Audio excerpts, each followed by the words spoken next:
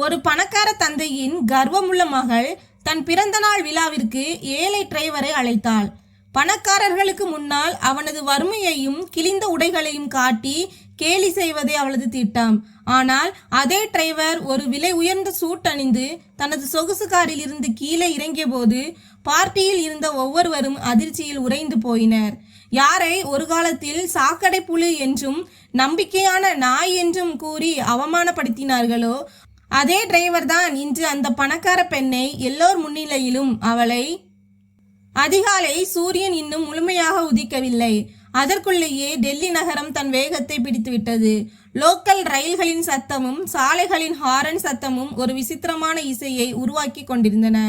ஆனால் மிகவும் உயரமான மின்னும் கட்டடத்திற்கு கீழே நின்றிருந்த அந்த கருப்பு நிற சொகுசு காருக்கு அருகில் ஒரு கனத்த மௌனம் நிலவியது. இந்த மௌனம்தான் அரவிந்த் நெஞ்சில் கடந்த பல ஆண்டுகளாக குடிகொண்டிருந்தது. அரவிந்த் தனது வெள்ளை சட்டையின் பொத்தான்களை சரி செய்தான். சட்டை பழசு, நிறம் கொஞ்சம் மங்கி இருந்தது. ஆனால் அதில் இருந்த இஸ்திரி மடிப்புகள் அரவிந்தின் ஒழுக்கத்திற்கு சாட்சியாக இருந்தன. அவன் காரின் கண்ணாடியில் தன் முகத்தை பார்த்தான். ஒரு காலத்தில் இந்த முகத்தில் கோடிக்கணக்கான ரூபாயின் கர்வம் இருந்தது. இன்று அதே முகத்தில் வறுமையின் ஒரு மெல்லிய நிழல் படிந்திருந்தது. ஆனால் கண்களின் பிரகாசம் இன்னும் அப்படியே இருந்தது, கூர்மையாகவும் ஆழமாகவும். தனது தந்தை விஜய் இறக்கும்போது சொன்ன அந்த வார்த்தைகள் அவனுக்கு நினைவுக்கு வந்தன. மகனே, செல்வம் என்பது கையில் இருக்கும் அழுக்கு போன்றது. அது வரும் போகும். ஆனால் என்று ஒரு மனிதன் தன் சுய மரியாதையை இழக்கிறானோ அன்று அவன் உயிரோடு இருந்தும் பிணமாகி விடுவான். அதை நினைத்ததும் அரவிந்த் தொண்டை அடைத்தது. வங்கி அதிகாரிகள் அவர்கள் வீட்டு பொருட்களை வெளியே எறிந்த அந்த காட்சி அவன் நினைவுக்கு வந்தது.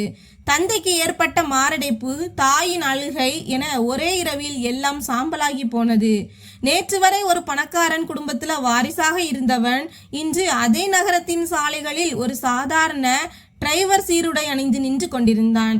அப்போது அந்த பங்களாவில் இருந்து மாளிகையின் கனமான கதவுகள் திறக்கும் சத்தம் கேட்டது. மாயா வெளியே வந்தாள். உயர்ந்த காலணிகள், கண்களில் விலையுயர்ந்த கண்ணாடி மற்றும் முகத்தில் அந்த தலைக்கணம். அதிகப்படியான பணத்துடன் இலவசமாகவே வரும் அந்த அகங்காரம் அவளிடம் இருந்தது. மாயாவை பொறுத்தவரை ஒரு மனிதன் அவனது திறமையால் அல்ல, அவனது வங்கி இருப்பை கொண்டே அடையாளம் காணப்பட்டான். அரவிந்த், எங்கே தொலைந்து போனாய்? மாயாவின் கூர்மையான குரல் காற்றை கிழித்து கொண்டு வந்தது. அரவிந்த் உடனடியாக குனிந்து காரின் கதவை திறந்தான். சாரி மேடம், எல்லாம் தயாராக இருக்கிறது. மாயா காரில் ஏறுவதற்கு முன் அரவிந்தை ஒரு மனிதனாக பார்க்காமல் சாலையில் கிடக்கும் ஏதோ ஒரு குப்பையை போல பார்த்தாள். அவள் தன் மூக்கை சுருக்கி கொண்டு சொன்னாள், உன்னுடைய இந்த மலிவான சோப்பின் வாசனையால் என் தலை வெடித்துவிடும் போலிருக்கிறது. அரவிந்த், என் முன்னால் வருவதற்கு முன்பு நல்ல வாசனை திரவியத்தை பயன்படுத்து என்று எத்தனை முறை சொல்லியிருக்கிறேன். ஆனால் உங்களை போன்றவர்களிடம் வேறு எதை எதிர்பார்க்க முடியும்? உங்களுக்கு பிழைக்கத்தான் தெரியுமே தவிர மரியாதையோடு வாழ தெரியாது என்றாள். அரவிந்தின் கைகள் ஸ்டியரிங்கில் இறுகின. அவன் கண்கள் சிவந்து நெற்றி நரம்புகள் வெடித்தன. மேடம், இது உழைப்பால் வரும் வியர்வை நாற்றம். உங்களைப் போல மற்றவர்களை தாழ்த்தி பேசுவதால் வரும் நாற்றம் அல்ல என்று பதிலுக்கு கூற அவன் மனம் துடித்தது. ஆனால் தந்தையின் முகம் அவன் கண்களுக்கு முன் வந்து நின்றது. அவன் தனது கசப்பான கோபத்தை உமிழ் நீரோடு சேர்த்து தொண்டைக்குள் இறக்கிவிட்டான். மன்னியுங்கள் மேடம், இனிமேல் கவனமாக இருப்பேன் என்று மெதுவான குரலில் கூறினான். கார் சாலையில் வேகம் எடுத்தது. காரின் உட்புறம் ஏசியினால் மிகவும் குளிர்ச்சியாக இருந்தது. ஆனால் அரவிந்தின் உள்ளமோ கோபத்தாலும் அவமானத்தாலும் கொதித்து கொண்டிருந்தது. பின்னால் அமர்ந்திருந்த மாயா தன் தோழியிடம் போனில் சத்தமாக பேசிக்கொண்டே அரவிந்தை கேலி செய்து கொண்டிருந்தாள். விடுடி டார்லிங், இந்த டிரைவர்கள் எல்லாம் ஒரு மாதிரி விசித்திரமானவர்கள். உருவமும் கிடையாது, அறிவும் கிடையாது. சில நேரங்களில் கடவுள் இவர்களை நமக்காக அடிமை வேலை செய்யவே படைத்திருக்கிறார் என்று எனக்கு தோன்றுகிறது. தெரியவில்லை, இவ்வளவு வறுமையில் இவர்கள் எப்படிதான் மூச்சு விடுகிறார்களோ. மாயா வாய்விட்டு சிரித்தாள். அந்த நொடியில் அரவிந்த் கண்களில் கண்ணீர் இல்லை, மாறாக ஒரு விசித்திரமான நெருப்பு இருந்தது. வெளியே டெல்லியின் கூட்டத்தில் பல்லாயிரக்கணக்கான மக்கள் தங்கள் அடையாளத்தை தேடி ஓடிக்கொண்டிருப்பதை அவன் பார்த்தான்.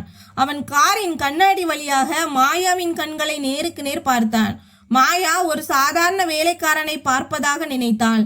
ஆனால் ஒரு உறங்கிக் கொண்டிருக்கும் சிங்கத்தை அவள் தட்டி எழுப்புகிறாள் என்பது அவளுக்கு துளி கூட தெரியவில்லை. அரவிந்த் மனதிற்குள் தனக்குத்தானே சத்தியம் செய்து கொண்டான். என் நேரம்தான் சரியில்லை, என் ரத்தம் அல்ல. இந்த போர் சீருடைக்கானது அல்ல, சுயமரியாதைக்கானது. இன்று நீங்கள் என்னுடைய அந்தஸ்தை எனக்கு காட்டுகிறீர்கள். மேடம், நாளை உங்கள் குறுகிய எண்ணங்களுக்கு நான் ஒரு கண்ணாடி காட்டுவேன். அரவிந்த் கார் சிவப்பு விளக்கில் நின்றது. வெளியே ஒரு சிறுவன் செய்தித்தாள் வச்சு கொண்டிருந்தான். அரவிந்த் அவனை பார்த்து புன்னகைத்தான். இனி தான் அடங்கி போகக்கூடாது என்பதை அவன் புரிந்து கொண்டான். வீழ்ச்சியின் சரிவு முடிந்துவிட்டது. இனி உலகம் அடையாளம் என்று சொல்லும் அந்த மலையில் மீண்டும் ஏற வேண்டிய தருணம் வந்துவிட்டது. மதிய வெயில் அதன் உச்சத்தில் இருந்தது. டெல்லியின் சாலைகள் உலகத்தைப் போல தகித்து கொண்டிருந்தன. அந்த நவீன பகுதியில் கண்ணாடி கட்டிடங்கள் வானத்தை தொட்டு கொண்டிருந்த வேளையில் அரவிந்த் அந்த கருப்பு நிற நீளமான காரை ஓர் உட்புற வடிவமைப்பு ஸ்டூடியோவின் வெளியே நிறுத்தினான். காரின் கூரையில் பட்ட சூரிய கதிர்கள் கண்களை உறுத்தின. மாயா அவள் அணிந்திருக்கும் உடையின் விலை ஒரு ஏழையின் முழு ஆண்டு வருமானத்திற்கு சமம். அவள் பின்னால் திரும்பி பார்க்காமலேயே காரிலிருந்து இறங்கினாள். அவள் முகத்தில் அதே பழகிப்போன அலட்சியம் இருந்தது. செல்வதற்கு முன் அவள் திரும்பி அரவிந்தை ஒரு குளிர்ந்த பார்வையால் பார்த்து உத்தரவிட்டாள். இங்கேயே நில் அரவிந்த், எங்கேயும் நகரக்கூடாது. உன் போனையும் ஆன் செய்து வை. ஒருவேளை நீ தூங்குவதை பார்த்தால் உன் மாலை நேர சம்பளத்தை வெட்டி விடுவேன், நினைவிருக்கட்டும். எனக்கு சோம்பேறிகளை பிடிக்காது என்றாள். அரவிந்த் தனது கண்களை தாழ்த்தி கொண்டான். அவன் குரலில் எதிர்ப்பு இல்லை, ஒரு ஆழமான சோர்வு மட்டுமே இருந்தது. சரி மேடம் என்று அவன் மெதுவாக சொன்னான். காரின் உள்ளே ஏசியின் குளிர்ந்த காற்று வீசிக் கொண்டிருந்தது. ஆனால் அரவிந்தின் இதயத்திற்குள் நினைவுகளின் உலை எரிந்து கொண்டிருந்தது. அவன் நடுங்கும் கைகளால் பையிலிருந்து ஒரு பழைய மடிந்த புகைப்படத்தை எடுத்தான். அந்த புகைப்படத்தில் ஒரு சாதாரண பருத்தி புடவை அணிந்து அவனது தாய் புன்னகைத்து கொண்டிருந்தார். சிறுவயதில் அவனுக்கு தாலாட்டு பாடும்போது இருந்த அதே அமைதி அவர் கண்களில் தெரிந்தது. அவன் முணுமுணுத்தான். அம்மா, இன்று நீங்கள் உயிரோடு இருந்திருந்தால் உங்கள் மகன் இப்படி அவமானப்படுவதை பார்த்து கொண்டிருப்பீர்களா? புகைப்படத்தை பார்த்ததும் கடந்த கால நினைவுகள் ஒரு பழைய திரைப்படத்தை போல விரிய தொடங்கின. அவனுக்கு அந்த ஆடம்பர ஹவுஸ் நினைவுக்கு வந்தது. அங்கு காலை பொழுது பறவைகளின் கீதத்துடனும் வேலைக்காரர்களின் வரிசையுடனும் தொடங்கும்.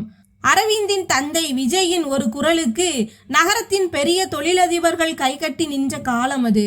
வெளிநாட்டில் MBA முடித்துவிட்டு திரும்பிய அந்த நாள் அரவிந்துக்கு நினைவுக்கு வந்தது. அவனது தந்தை பெருமையுடன் அவன் தோளை தட்டி சொன்னார், மகனே, இன்றிலிருந்து இந்த சாம்ராஜ்யத்தின் உண்மையான வாரிசு நீதான். நினைவிருக்கட்டும், வியாபாரம் அறிவால் மட்டும் நடப்பதில்லை, நற்பெயரால் நடக்கிறது. ஆனால் அந்த நற்பெயரோ ஒரே இரவில் மண்ணோடு மண்ணாகி போனது. அவர்களின் மிகவும் நம்பிக்கைக்குரிய கூட்டாளியால் முதுகில் குத்தப்பட்ட அந்த விஷத்தன்மை கொண்ட துரோகம் அது. ஆவணங்களில் முறைகேடு, வங்கியின் நோட்டீஸ், அதன் பிறகு ஏற்பட்ட அந்த மௌனம் ஒட்டுமொத்த குடும்பத்தையுமே அழித்துவிட்டது. அந்த துயரமான காட்சி இன்றும் அரவிந்தை வியர்க்க வைக்கிறது. அவனது தந்தை தரையில் அமர்ந்து குழந்தையை போல கதறி அழுது கொண்டிருந்த போது அவருக்கு முன்னால் நின்றிருந்த ஒரு பெண், அவள் இன்று மாயாவின் நெருங்கிய தோழி, புன்னகைத்து கொண்டே சொன்னாள், இனி சாலையில் வாழ பழகிக் கொள்ளுங்கள் விஜய் அவர்களே, உங்கள் சாம்ராஜ்யம் இனி என்னுடையது. அந்த அதிர்ச்சி விஜயின் உயிரை பறித்தது. ஒரே இரவில் கோடிக்கணக்கான சொத்துகளுக்கு வாரிசாக இருந்தவன் வீதிக்கு வந்தான். அப்போது காரின் கதவு பலமாக திறக்கப்படும் சத்தம் கேட்டு அரவிந்தின் சிந்தனை கலைந்தது. மாயா ஆத்திரத்தில் முகம் சிவக்க வெளியே நின்று கொண்டிருந்தாள். 3 முறை உனக்கு போன் செய்தேன், ஏன் போனை எடுக்கவில்லை? அவளது குரலில் அலறல் இருந்தது. அரவிந்த் பதற்றத்துடன் போனை பார்த்தான். மன்னியுங்கள் மேடம், ஒருவேளை சிக்னல் கிடைக்காமல் இருந்திருக்கலாம். சாக்கு போக்கு சொல்வது உங்களை போன்றவர்களின் இரத்தத்திலேயே இருக்கிறது என்று மாயா பாதியிலேயே இடைமறித்தாள். அவள் உடனே தன் தோழி வினிதாவுக்கு போன் செய்து சத்தமாக சிரித்து கொண்டே சொன்னாள், ஏய் வினிதா, என் டிரைவர் என்ன செய்து கொண்டிருந்தான் தெரியுமா? ஒருவேளை என்னை போல அவனும் ஒரு நாள் பின் சீட்டில் அமர்வான் என்று கனவு கண்டு கொண்டிருந்திருப்பான் போலிருக்கிறது. ஏழை மக்கள் தங்கள் அந்தஸ்தை மறந்து அந்தஸ்துக்கு மீறிய கனவுகளை காண்கிறார்கள். அரவிந்தின் கைகள் ஸ்டியரிங்கில் எவ்வளவு பலமாக இறுகின என்றால் அவனது நரம்புகள் வெடித்துவிடும் போலிருந்தது. அவன் முகம் மட்டும் அமைதியாக இருந்தது, ஒரு தேங்கி நிற்கும் கடலை போல. ஆனால் அந்த கடலுக்கு அடியில் ஒரு சுனாமி உருவாகி கொண்டிருந்தது. மாயா ஜன்னல் வழியாக வெளியே பார்த்தவாறே திடீரென்று ஒரு விசித்திரமான விஷயத்தை சொன்னாள். அடுத்த வாரம் என் பிறந்த நாள். நகரின் அனைத்து பணக்காரர்களும் முக்கிய புள்ளிகளும் அங்கே இருப்பார்கள். அரவிந்த், நீயும் அங்கே இருக்க வேண்டும் என்று நான் விரும்புகிறேன். அரவிந்த் அதிர்ச்சி அடைந்தான். அவன் கண்ணாடி வழியாக மாயாவின் கண்களை பார்த்தான். ஆனால் மேடம், நான் ஒரு சாதாரண டிரைவர் தானே. மாயாவின் முகத்தில் ஒரு விஷ சிரிப்பு படர்ந்தது. அதைத்தான் நான் விரும்புகிறேன். ஒரு நிஜமான டிரைவர் எப்படி இருப்பான் என்று என் விருந்தினர்கள் பார்க்க வேண்டும். நீ எனக்கு அங்கு ஒரு நேரடி பொழுதுபோக்கு. ஒரு விசுவாசமான நாயை வளர்ப்பது என்றால் என்ன என்பதை அனைவருக்கும் காட்டப் போகிறேன். காரின் உள்ளே ஒரு அமைதி நிலவியது. அந்த மௌனம் மூச்சு விடுவதற்கே சிரமமாக இருக்கும் அளவிற்கு பாரமாக இருந்தது. அரவிந்த் சில நொடிகள் காத்திருந்துவிட்டு பிறகு மிகவும் அமைதியான ஆனால் ஆழமான குரலில் சொன்னான், நிச்சயமாக மேடம், நான் வருவேன். உங்கள் பிறந்த நாள் மறக்க முடியாத ஒன்றாக அமையும். அந்த பதிலில் பயம் இல்லை, மாறாக ஒரு வாக்குறுதி இருந்தது. தனது இழந்த அடையாளத்தை சாம்பலில் இருந்து மீண்டும் மீட்டெடுக்கும் வாக்குறுதி. கார் முன்னேறியது. ஆனால் அரவிந்தின் உள்ளத்தில் இப்போது ஒரு நெருப்பு எரிய தொடங்கி இருந்தது. அது அமைதியாக இருந்தாலும் அனைத்தையும் பொசுக்கிவிடும் வலிமை கொண்டது.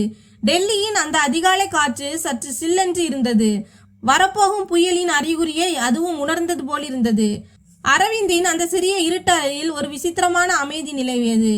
அங்கு சுவர்களில் எந்த வண்ண படங்களும் இல்லை. ஒரு மூலையில் ஒரு பழைய மரப்பெட்டி வைக்கப்பட்டிருந்தது. அந்த பெட்டியின் மீது படிந்திருந்த தூசி படலங்கள் அவன் கழித்த அந்த 5 ஆண்டுகால வாழ்க்கைக்கு சாட்சியாக இருந்தன. அரவிந்த் நீண்ட நேரம் அந்த மரப்பெட்டியின் முன்னால் அமர்ந்திருந்தான். இது வெறும் மரப்பெட்டி அல்ல, அவனது தாயின் கடைசி அடையாளம் மற்றும் அவனது உண்மையான அடையாளத்தை புதைத்து வைத்திருந்த சவப்பெட்டி. அதை அவனே தன் கைகளால் புதைத்திருந்தான். மறுபுறம் மாயாவின் அந்த ஆடம்பர மாளிகை ஒரு மணமகளைப் போல அலங்கரிக்கப்பட்டிருந்தது. வெள்ளை நிற பட்டு திரைகள் காற்றில் அசைந்தன.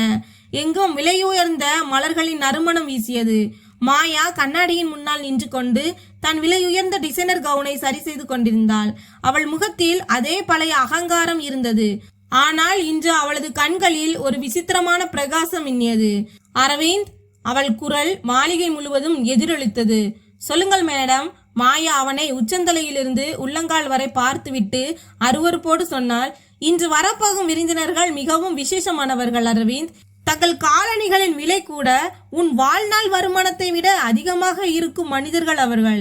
அதனால் இன்று நீ உனது உண்மையான தரத்திலேயே இருக்க வேண்டும். அவள் மூலையில் வைக்கப்பட்டிருந்த வேலைக்காரர்களின் பொருட்களின் பக்கம் சைகை காட்டினாள். இன்று நீ டிரைவர் இல்லை, இன்று நீ ஒரு வெயிட்டராக வேலை செய்ய போகிறாய். இந்த குளிர்பான பெட்டிகளை தூக்கு, மேஜைகளை சுத்தம் செய்.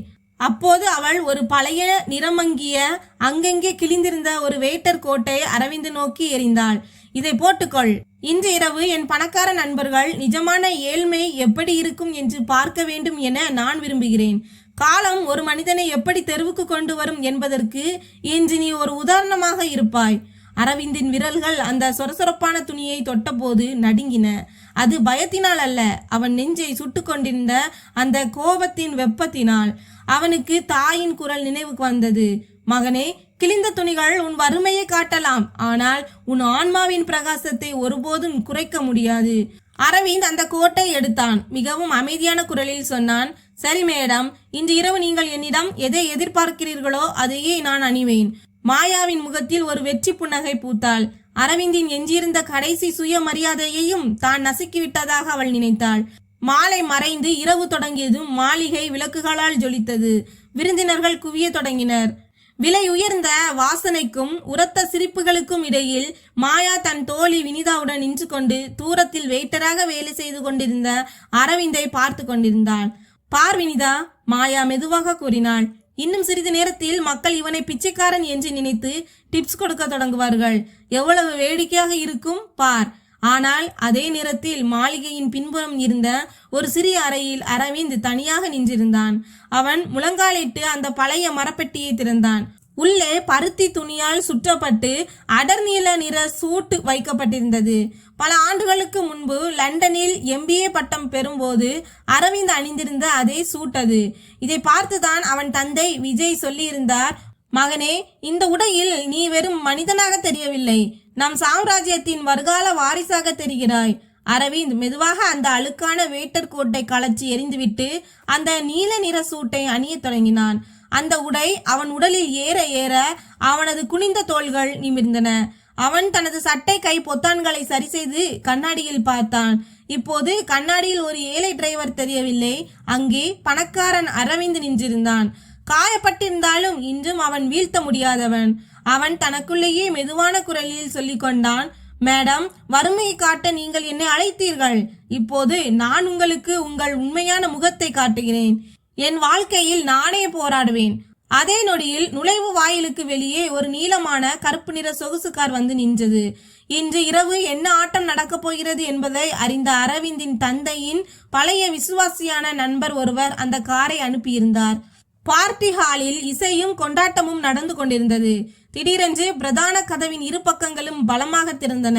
வெளிச்சம் ஒரு நபரின் மீது நிலைத்து நின்றது. ஒட்டுமொத்த கூடமும் திடீரென அமைதியானது. ஒரு இளைஞன் அற்புதமான நீல நிற சூட் அணிந்திருந்தான். அவனது நடையில் பணத்தால் விலைக்கு வாங்க முடியாத ஒரு தன்னம்பிக்கை இருந்தது.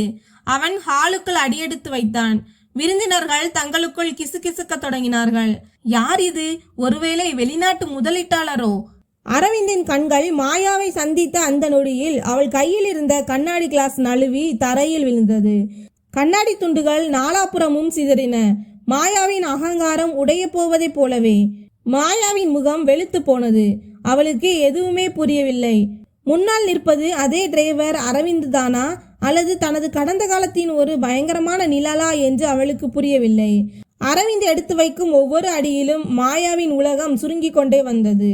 அந்த ஹாலில் நிலவிய அமைதி எவ்வளவு கனமாக இருந்தது என்றால் காற்றில் மிதந்த வாசனை திரவியம் கூட அப்படியே உறைந்து விட்டது போலிருந்தது. உடைந்த கண்ணாடி துண்டுகளின் மேல் பட்ட வெளிச்சம் அரவிந்தின் நீல நிற சூட்டின் மேல் பிரதிபலித்தது. இசை முற்றிலும் நிறுத்தப்பட்டது. விருந்தினர்களின் பார்வை ஒரு மந்திர காட்சியை பார்ப்பது போல அரவிந்தின் மீது நிலைத்திருந்தது. கையை உயர்த்தபடியே நின்ற மாயாவால் தன் கண்களை நம்ப முடியவில்லை. அவள் முகம் வெளுத்து போய் நடுங்கின. இது சாத்தியமில்லை, இது கனவு என்று மிக மெதுவான குரலில் தனக்குத்தானே சொல்லிக் கொண்டாள். அப்போது கூட்டத்திற்கு நடுவே இருந்து நரைத்த முடிகளுடன் அனுபவம் மிக்கவராக தெரிந்த ஒரு முதியவர் வேக வேகமாக முன்னே வந்தார். அவர் அந்த நகரத்தில் மிகவும் மதிக்கப்படும் தொழில் அதிபர்களில் ஒருவர். அரவிந்தை பார்த்ததும் அவரது கண்கள் கசிந்தன. அரவிந்த் என்று நடுங்கும் குரலில் அழைத்தவர் அரவிந்தின் கைகளை பிடித்து கொண்டார். மகனே, இத்தனை ஆண்டுகள் எங்கே மறைந்து போனாய்? உன் தந்தை விஜய் மறைந்த பிறகு இந்த நகரத்தின் ஒவ்வொரு மூலையிலும் உன்னை தேடி அலைந்தேன். ஆனால் உன் தடம் எதுவுமே கிடைக்கவில்லை. முழு கூட்டத்திலும் ஒரு மின்னல் பாய்ந்தது போல பரபரப்பு தொற்றிக் கொண்டது. மக்கள் ஒருவரை ஒருவர் பார்த்து கொண்டனர். விஜயின் மகனா? ஒரு காலத்தில் இந்த நகரத்தின் இதய துடிப்பாக இருந்த அந்த குடும்பத்தின் வாரிசா? மாயா தள்ளாடும் குரலில் கேட்டாள். சார், நீங்கள் என்ன சொல்கிறீர்கள்? இவனை உங்களுக்கு தெரியுமா? இவன் ஒரு சாதாரண டிரைவர் தானே. அந்த முதியவர் மாயாவை ஒரு முட்டாள் குழந்தையை ஆசிரியர் பார்ப்பது போல பார்த்தார். டிரைவரா? மாயா, யாரை நீ இன்று டிரைவர் என்று சொல்கிறாயோ அவன் அந்த விஜய் மாளிகையின் ஒரே வாரிசு. உன்னை யாருக்கும் தெரியாத காலத்தில் இந்த தொழிலில் உனக்கு முதல் வாய்ப்பை வழங்கியவர் அவர். இந்த நகரத்திற்கே அடையாளம் கொடுத்த இரத்தத்தின் வாரிசு இவன். மாயாவின் காலடியில் இருந்த பூமி நழுவுவது போல் இருந்தது. அந்த மாளிகையின் சுவர்கள் தன்னை நோக்கி சரிவது போல அவள் உணர்ந்தாள். அரவிந்த் தன் பாக்கெட்டில் இருந்து தன்னை அவமானப்படுத்துவதற்காக மாயா கொடுத்த அந்த பழைய கிழிந்த வெயிட்டர் கோட்டை எடுத்தான். மிகவும் கண்ணியத்துடன் அந்த அழுக்கு கோட்டை ஒரு பட்டு துணி போர்த்தப்பட்ட நாற்காலியின் மீது வைத்தான். அரவிந்தின் குரல் ஒலித்த போது அது கர்ஜிக்கும் சிங்கத்தை போல இல்லை, மாறாக அமைதியான ஆனால் ஆழமான கடலை போல இருந்தது. மேடம், இன்று இரவு உங்கள் பணக்கார விருந்தினர்கள் என் வறுமையையும் இயலாமையையும் பார்க்க வேண்டும் என்பது உங்கள் பிடிவாதமாக இருந்தது. அரவிந்த் ஹால் முழுவதும் சுற்றிலும் சற்று நேரத்திற்கு முன்பு தன்னை கேலி செய்ய தயாராக இருந்த அந்த மனிதர்களை சுற்றிலும் ஒருமுறை பார்த்தான். இதோ, நீங்கள் அனைவருக்கும் காட்டிவிட்டீர்கள். மாத கணக்காக என்னை நீங்கள் ஒரு இயந்திரமாகவே கருதினீர்கள். நான் அமைதியாக இருப்பதால் பலவீனமானவன் என்று நினைத்து கொண்டீர்கள். எனது சீருடையையே எனது தகுதி என்று முடிவு செய்து விட்டீர்கள். அரவிந்த் ஓரடி முன்னே எடுத்து வைத்து மாயாவின் கண்களை நேருக்கு நேர் பார்த்து சொன்னான். நான் சொன்னேன் அல்லவா, என் வழக்கை நானே போராடுவேன் என்று. என் வழக்கு எந்த நீதிமன்ற ஆவணங்களிலும் இல்லை. ஒரு மனிதனின் குணத்தை அவனது வங்கி இருப்பை வைத்து எடைபோடும் அந்த எண்ணத்திற்கு எதிரானதுதான் எனது போராட்டம். மாயாவின் கண்களிலிருந்து இப்போது கண்ணீர் வழிந்தது. ஆனால் அந்த கண்ணீர் வருத்தத்தை விட உடைந்த அவளது அகங்காரத்தையே அதிகம் காட்டியது. அரவிந்த், என்னை மன்னித்து விடு. நீதான் அவன் என்று எனக்கு தெரியாது. எனக்கு தெரிந்திருந்தால் நான் இப்படி ஒருபோதும் செய்திருக்க மாட்டேன். அரவிந்த் ஒரு மெல்லிய புன்னகையுடன் தன் தலையை அசைத்தான். மேடம், என் பெயர் உங்களுக்கு தெரிந்திருக்க வேண்டிய அவசியம் இல்லை. நான் ஒரு மனிதன் என்பது தெரிந்திருந்தால் போதும். நான் ஒரு சாதாரண டிரைவராகவே இருந்திருந்தாலும் எனக்கு மரியாதை பெறும் உரிமை இல்லையா? அந்த ஹாலில் வார்த்தைகளால் விவரிக்க முடியாத ஒரு அமைதி நிலவியது. அரவிந்த் தன் பாக்கெட்டில் இருந்து காரின் சாவிகளை எடுத்து அருகிலிருந்த மேஜையில் வைத்தான். இதோ உங்கள் காரின் சாவிகள். இன்றையிலிருந்து உங்கள் வேலையிலிருந்தும் நீங்கள் கொடுத்த ஒவ்வொரு அவமானத்திலிருந்தும் என்னை நான் விடுவித்துக் கொள்கிறேன். உண்மையான செல்வம் என்பது லாக்கரில் பூட்டி வைப்பதல்ல, அது உங்கள் நடத்தை மற்றும் குணத்தில் பிரதிபலிக்க வேண்டும் என்று என் அம்மா எப்போதும் சொல்வார். அரவிந்த் திரும்பி பிரதான வாயிலை நோக்கி நடக்க தொடங்கினான். ஒவ்வொரு அடியிலும் தன்னை இத்தனை ஆண்டுகளாக பிணைத்திருந்த கசப்பான நினைவுகளை அவன் பின்னுக்கு தள்ளினான். ஒரு அரசனுக்கு வழி விடுவதைப் போல விருந்தினர்கள் தாமாகவே அவனுக்கு வழிவிட்டனர். மாயா தனது அந்த ஆடம்பர மாளிகையின் நடுவில் நின்று கொண்டிருந்தாள். ஆனால் இன்று அந்த மாளிகை அவளுக்கு ஒரு சிறைச்சாலையைப் போலவே தோன்றியது. அரவிந்த் கதவை தாண்டி வெளியே சென்றதும் பின்னால் கதவு மூடப்படும் சத்தம் கேட்டது. அந்த சத்தம் வெறும் கதவு மூடும் சத்தம் அல்ல, மாயாவின் அந்த பொய்யான முகமுடி நிரந்தரமாக உடைந்த சத்தம். வெளியே டெல்லியின் புதிய காற்று அரவிந்திற்காக காத்திருந்தது. இரவு இருட்டாக இருந்தது. ஆனால் அரவிந்தின் கண்களில் ஒரு புதிய மற்றும் தெளிவான விடியல் தெரிந்தது. டெல்லியின் இரவுகள் இன்னும் அப்படியேதான் இருந்தன, விளக்குகளால் ஜொலித்து கொண்டும் இடைவிடாமல் ஓடிக்கொண்டும். ஆனால் அந்த காட்சியில் இப்போது ஒரு மாற்றம் தெரிந்தது. எந்த நகரம் ஒரு காலத்திற்கு அரவிந்துக்கு அமைதியாக இருக்க கற்றுக் கொடுத்ததோ அதே நகரம் இப்போது அவனது பெயரை முழு மரியாதையுடன் கிசுகிசுத்தது. செய்தித்தாளின் பக்கங்களில் பெரிய எழுத்துகளில் அச்சிடப்பட்டிருந்தது, சாம்பலில் இருந்து மீண்டெழுந்த விஜயின் சாம்ராஜ்யம். ஆனால் அரவிந்தை பொறுத்தவரை இது கொண்டாட்டம் அல்ல, ஒரு பொறுப்பு. அரவிந்த் தனது தந்தையின் பழைய தொழிற்சாலைகளின் பூட்டுகளை மீண்டும் திறந்தான். காலத்தின் ஓட்டத்தால் சிதறி போயிருந்த பழைய மற்றும் நம்பிக்கையான ஊழியர்கள் மெல்ல மெல்ல திரும்ப தொடங்கினர். விஜயின் டெக்ஸ்டைல்ஸ் இயந்திரங்கள் மீண்டும் சுழலத் தொடங்கின. ஆனால் இந்த முறை அவற்றின் சத்தம் அகங்காரத்தின் வெளிப்பாடாக இல்லை, மாறாக ஆயிரக்கணக்கான குடும்பங்களின் நம்பிக்கையாக இருந்தது. அரவிந்த் இப்போது ஆடம்பர அலுவலகங்களில் அமர்வதற்கு பதிலாக தொழிற்சாலை தளத்தில் தொழிலாளர்களுடன் அமர்ந்து தேநீர் குடித்தான். யாராவது அவனை சார் என்று அழைத்தால் அவன் புன்னகையுடன் சொல்வான், நான் முதலாளி என்பதற்கு முன்னால் உங்களை போன்ற ஒரு சாதாரண மனிதன். நானும் சீருடை அணிந்திருக்கிறேன். உழைப்பின் வியர்வைக்கான மதிப்பை நானும் கற்றுக்கொண்டிருக்கிறேன். மறுபுறம் மாயாவின் உலகம் சீட்டுக்கட்டுகளைப் போல சிதறி போனது. அந்த பிறந்த நாள் இரவு அவளது நற்பெயரை மட்டும் சிதைக்கவில்லை, அவளது போலி முகமுடியையும் கிழித்தெறிந்தது. எந்த தோழிகளுடன் சேர்ந்து அவள் மற்றவர்களை கேலி செய்தாலோ அவர்களே முதலில் அவளிடமிருந்து விலகி சென்றனர். தொழில் நலிவடைந்தது, கடன் அதிகரித்தது. இறுதியில் அவள் அந்த ஆடம்பர மாளிகையை விற்க வேண்டியதாயிற்று. இப்போது மாயா நகரின் ஒரு சாதாரண மற்றும் பழைய குடியிருப்பில் தன் நாட்களை கழித்து கொண்டிருந்தாள். ஒரு மாலை நேரத்தில் டெல்லியின் மழை அதன் முழு வேகத்தில் பெய்து கொண்டிருந்தது. அரவிந்த் தனது வெள்ளை நிற செடான் காரில் அந்த வழியாக சென்று கொண்டிருந்தான். போக்குவரத்து நெரிசலால் கார் நின்றபோது பேருந்து நிறுத்தத்தில் நின்றிருந்த ஒரு பெண்ணின் மீது அரவிந்தின் பார்வை பட்டது. அது மாயா. ஒரு காலத்தில் தரையில் கால் வைக்க கூட கூச்சப்பட்ட அதே மாயா இன்று மலையிலிருந்து தப்பிக்க ஒரு உடைந்த நிழற்குடையின் கீழ் ஒடுங்கி நின்று கொண்டிருந்தாள். கையில் ஒரு பழைய பை, சாதாரண உடை. கண்களில் ஒரு காலத்தில் தனது வலிமையாக கருதிய அந்த திமிர் மறைந்திருந்தது. அரவிந்த் காரின் கண்ணாடியை கீழே இறக்கினான். மேடம், அவனது குரல் அமைதியாகவும் கண்ணியமாகவும் இருந்தது. மாயா திடுக்கிட்டு பார்த்தாள். முன்னால் அதே அரவிந்த் நின்றிருந்தான். யாரை அவள் ஒரு காலத்தில் நாய் என்று அழைத்தாளோ அதே அரவிந்த். அவள் கண்களில் நீர் முட்டியது. அது மழையின் நீரா அல்லது அவளுக்குள் இருந்த வெக்கத்தின் நீரா என்று தெரியவில்லை. மழை மிகவும் அதிகமாக இருக்கிறது மேடம், நீங்கள் விரும்பினால் நான் உங்களை வீட்டில் கொண்டு போய் விடுகிறேன் என்று அரவிந்த் இயல்பாக சொன்னான். மாயா காரில் ஏறினாள். ஆனால் வழிநெடுக ஒரு வார்த்தை கூட பேசவில்லை. வீடு வந்தடைந்ததும் இறங்கும் போது நடுங்கும் குரலில் சொன்னாள், அரவிந்த், என்னை மன்னித்து விடு. நான் உன்னை வெறும் மண்ணாக நினைத்தேன், ஆனால் நீயோ தங்கமாக மின்னுகிறாய். நான் உன்னை தாழ்த்தி பார்க்க நினைத்தேன், ஆனால் இன்று அதே எண்ணம் என்னை பாதாளத்தில் வீழ்த்திவிட்டது என்றாள். அரவிந்த் ஒரு நீண்ட மூச்சை இழுத்துவிட்டு அவளது கண்களை பார்த்து சொன்னான், மேடம், அன்றைய இரவே நான் முடிவு செய்து விட்டேன். என் வழி பழி வாங்கும் வழியாக இருக்காது என்று. விழுபவர்களுக்கு கை கொடுத்து தூக்குபவனே உண்மையான வெற்றியாளன் என்று என் தந்தை கூறுவார். இன்று உங்களில் நான் ஒரு எதிரியை பார்க்கவில்லை, வெறும் சோர்ந்து போன ஒரு மனிதரைத்தான் பார்க்கிறேன்.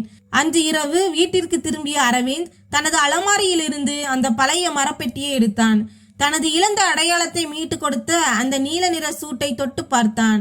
அவன் அந்த சூட்டை பத்திரப்படுத்திவிட்டு பெட்டியை மூடினான். இனி தனது அடையாளத்தை நிரூபிக்க அவனுக்கு எந்த ஒரு சூட்டோ அல்லது பிராண்டட் உடைகளோ தேவையில்லை. கண்ணாடியில் தன்னை பார்த்தவாறே அவன் மெதுவாக முணுமுணுத்தான். தந்தையே, இன்று உங்கள் வாரிசு வெறும் வெற்றியாளனாக மட்டும் மாறவில்லை, ஒரு உண்மையான மனிதனாகவும் உயர்ந்து விட்டான். கதையின் இந்த திருப்பத்தில் எந்தவித ஆரவாரமான இசையோ கைத்தட்டல்களோ இருக்கவில்லை. ஒரு அமைதியான மௌனம் மட்டுமே நிலவியது. எதிரி தோற்பது மிகப்பெரிய வெற்றி அல்ல, ஒரு மனிதனின் குணம் வெல்வதே உண்மையான வெற்றி என்பதை அரவிந்த் புரிந்து கொண்டான். அரவிந்த் என்பது இப்போது வெறும் பெயர் அல்ல. காலம் மாறக்கூடும், ஆனால் எண்ணம் தூய்மையாக இருந்தால் ஒரு மனிதன் சாம்பலில் இருந்து கூட மீண்டும் உயிர்த்தெழுந்து வர முடியும் என்பதற்கு அவன் ஒரு உதாரணம். நண்பர்களே, இந்த கதை ஒரு மனிதனின் உண்மையான மதிப்பு அவனது செல்வம் அல்லது சீருடையில் இல்லை, மாறாக அவனது குணம் மற்றும் சுயமரியாதையில் தான் இருக்கிறது என்பதை நமக்கு நினைவூட்டுகிறது. நாம் ஒவ்வொரு மனிதனையும் மதிக்க வேண்டும், ஏனெனில் காலச்சக்கரம் எப்போது சுழலும், நாளை யார் எந்த நிலையில் இருப்பார்கள் என்று யாருக்கும் தெரியாது. இந்த கதை உங்களுக்கு பிடித்திருந்தால் வீடியோவை லைக் செய்யுங்கள், சேனலை சப்ஸ்கிரைப் செய்து கொள்ளுங்கள். நன்றி.